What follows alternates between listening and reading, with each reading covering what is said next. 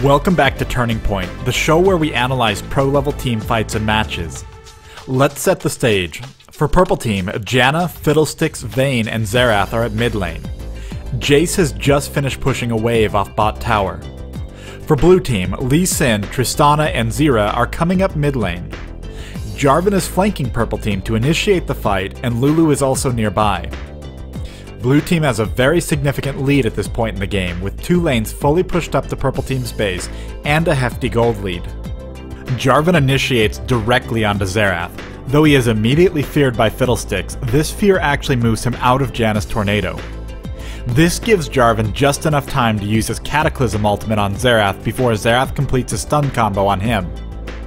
Lee Sin lands his Q on Xerath, finishing him off. Now just as this is happening, Fiddlesticks is channeling his ultimate, but it won't land on most of the enemy team. Fortunately, Lee Sin kicks him directly in the path of all of his allies, allowing Fiddlesticks to damage everyone. With a well-timed hourglass, Fiddle may die, but he's also crippled Blue Team. Jace is finally engaging on the enemy team after moving in from bottom lane. With a flash and EQ combo, he easily finishes off Zira. Each team has lost 2 players, and Purple Team must now deal with Lee Sin, who has been doing exceptionally well and has incredible survivability in the form of armor and health items.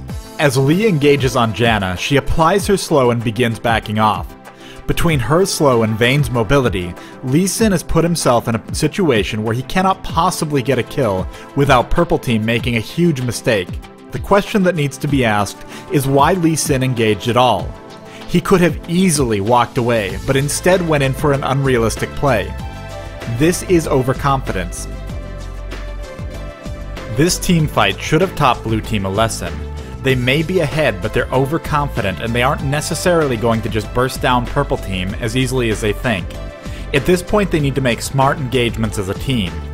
But they don't learn their lesson. Shortly after this, Jarvan initiates another team fight, this time with Lee Sin clearly on the other side of the map, and without giving the rest of his team enough time to move in.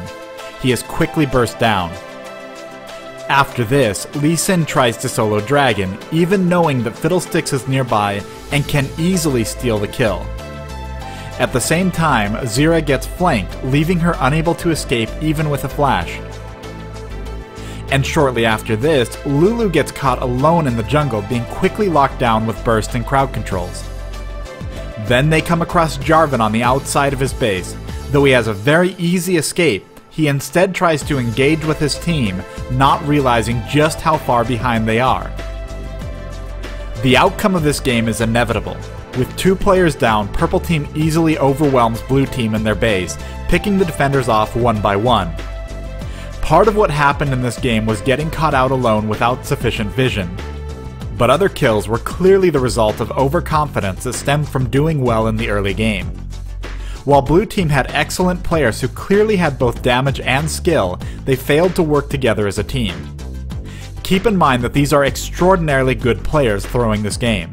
This is not something that only happens in bronze tier matches. Thanks for watching this episode of Turning Point. Let me know in the comments what you think Blue Team could have done to secure victory.